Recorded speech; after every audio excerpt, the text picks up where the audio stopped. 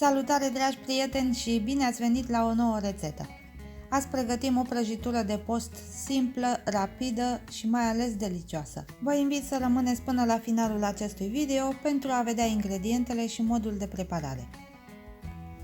Începem cu făina. Eu am cernut aici o cană de făină.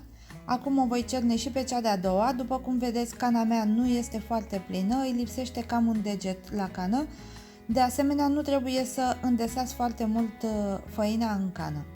Trebuie să avem cam 180 de grame de făină pe fiecare cană.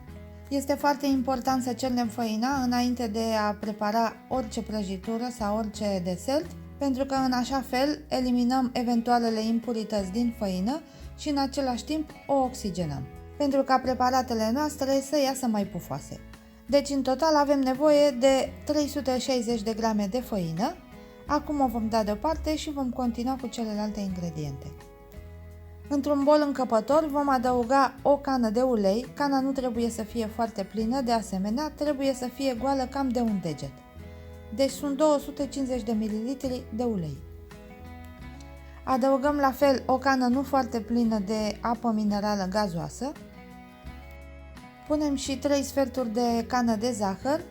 Sunt aproximativ 160 de grame de zahăr. Cu această cantitate, prăjitura iese destul de dulce. Dacă o doriți mai puțin dulce, reduceți din cantitatea de zahăr. Adăugăm și o linguriță de esență de vanilie și una de esență de rom. Puteți să puneți arome pe gustul vostru. Puteți înlocui esența de rom cu scorțișoară sau cea de vanilie, puteți pune coajă de lămâie sau de portocală, fiecare ce îi place. Acum, cu ajutorul unui tel, vom bate foarte bine toate ingredientele pentru a obține o compoziție omogenă și în același timp pentru a se topi și zahărul.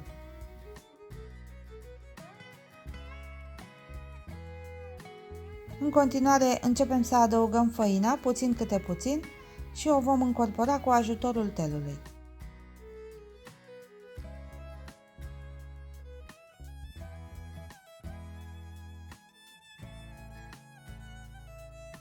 În același timp adăugăm și o lingură de praf de copt.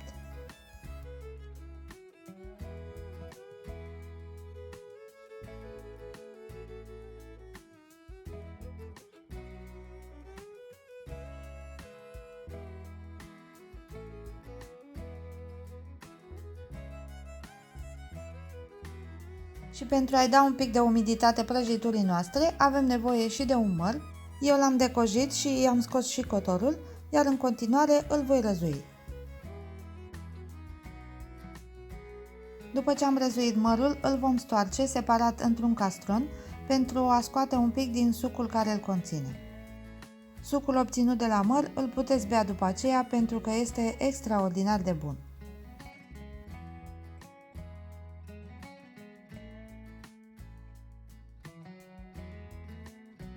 Adăugăm un pic de zeamă de lămâie peste mărul răzuit pentru a evita oxidarea lui.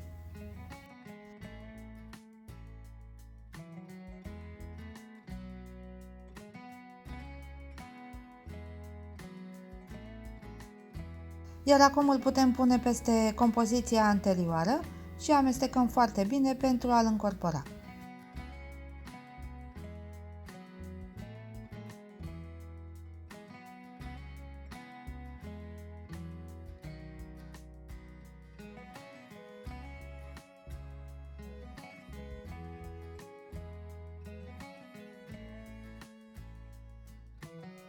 Acum vom separa într-un alt castron aproximativ un sfert din compoziția pentru prăjitura noastră, peste care vom adăuga 2 lingurițe de cacao.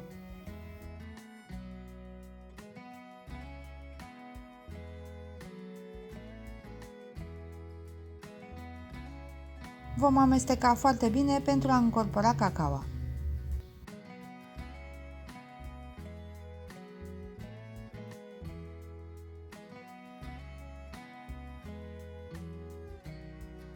Într-o tavă tapetată cu hârtie de copt, punem prima dată compoziția albă și o vom întinde pe toată suprafața ei.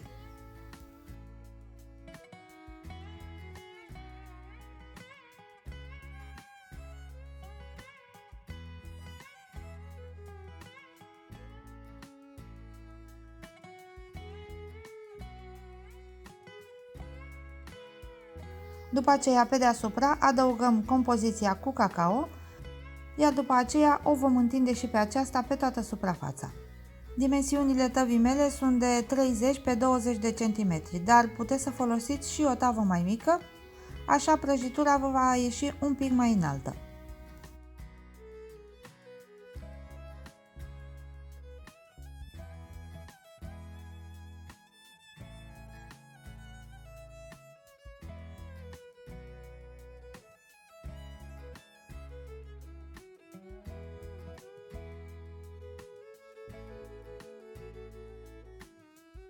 Pe deasupra prăjiturii vom adăuga nuci mărunțite. Eu le-am mărunțit la cuțit. Dacă vă place să fie mai mărunte, puteți să le măcinați.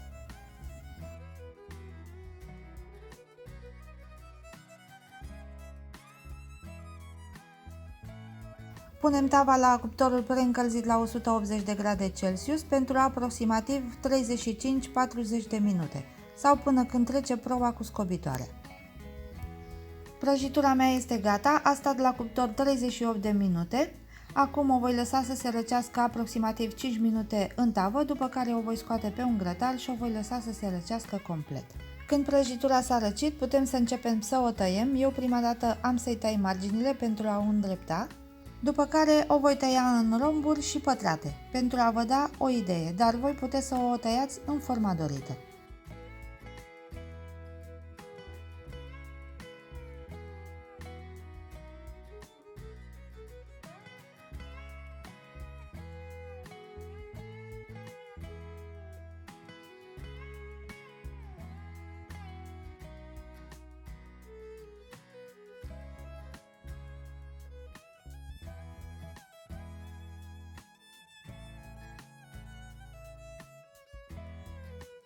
Voi rupe o prăjiturică să vă arăt cum este și în interior. După cum vedeți, este foarte fragedă, pufoasă și are o aromă extraordinar de plăcută.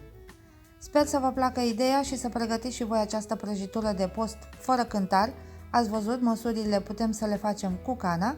Este foarte gustoasă și, după cum ați văzut, se pregătește foarte repede. Dragii mei, până aici rețeta de astăzi.